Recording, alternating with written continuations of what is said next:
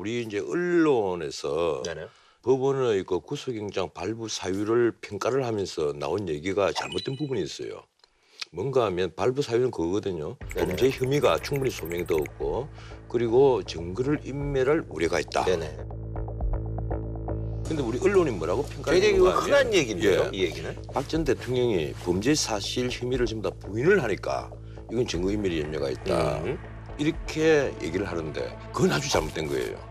아, 범죄를 시인하고 죄송합니다 하면 증거인멸을 할 염려가 없고 그리고 자기 방어권을 행사를 해서 난 무죄다 이렇게 부인을 하면 그러면 증거인멸을 할 염려가 있느냐. 물론 수학적으로 보면 그렇게 보이겠지만 사실은 우리가 불구속 수사 원칙이라는 이 형사소송법의 대원칙을 세웠을 때는 피고인의 방어권을 보장해주기 위해서 만든 거예요. 이 방어권을 행사를 하는 경우는 범죄 혐의를 부인할 때입니다. 범죄 혐의를 다 시인하는 피의자에게 방어권을 보장해 줄 리가 없잖아요. 그래서 그 표현은 내가 보기에는 아주 잘못된 것이고 만약에 법원에서 그렇게 판단했다면 난 그건 나 법원의 판단 잘못이라고 봐요. 근데 이게 약간 보통 시민들의 경우하고는 좀 다른 것 같죠? 그러니까 변호사님 말씀이 보통의 피의자라면 이제 전적으로 옳은 말씀이라고 생각해요. 근데 우리가 이재용 삼성 부회장 구속 때도 보면 네.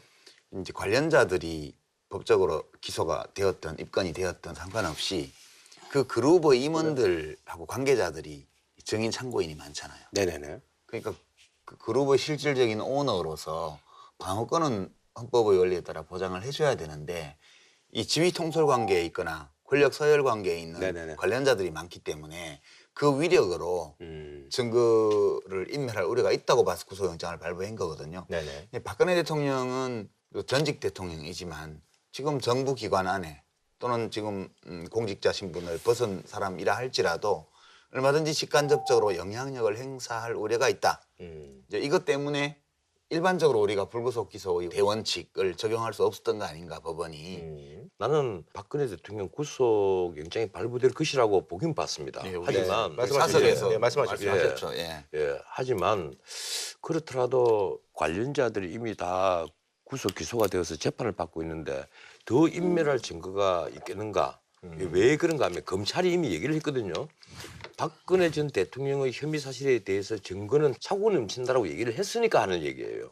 새삼스럽게 검찰이 또 영장을 신고할 때는 증거인멸이 염려가 있다고 해서 청구했을 거 아니에요. 그럼 검찰의 말이 앞뒤가 다른 거죠.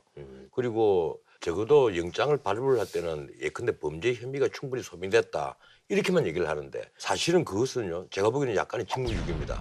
어떻게 해서 이 범죄 혐의가 충분히 소명된다 이까지는 얘기를 해줘야 돼요. 다채로운 즐거움 JTBC